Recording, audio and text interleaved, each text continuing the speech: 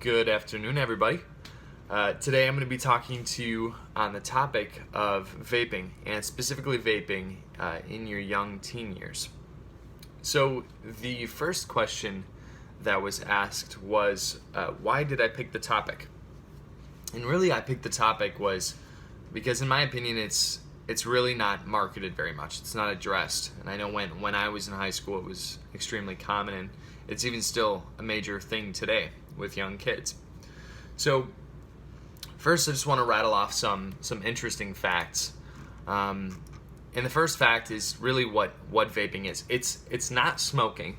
It's actually the heating of a juice or an oil through a battery, and this heating of this oil releases aerosols that you inhale. And most vaping oils, they do contain nicotine, but some of them don't, but as a substitute they still contain very harmful chemicals.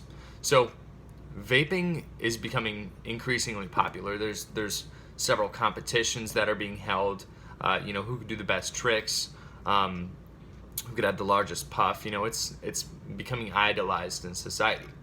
One thing I found that was pretty cool, and I didn't know, I learned this, vaping actually goes back way to the ancient Egyptian times where they would still heat these oils and inhale them.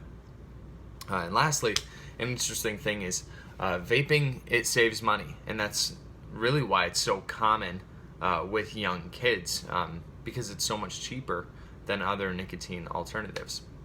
So those are some interesting facts, but what are some problems? And I'm getting all these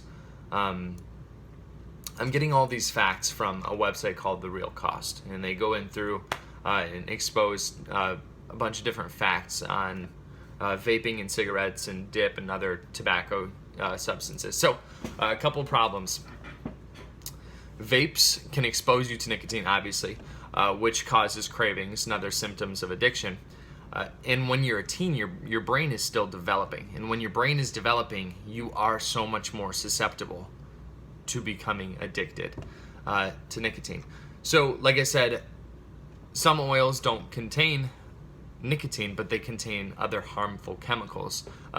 They can contain the chemical acrolein, which is scientifically proven that it can cause irreversible lung damage. Not only that, but when you vape, you expose your lungs to toxic metals such as nickel, lead, chromium, tin, and even aluminum.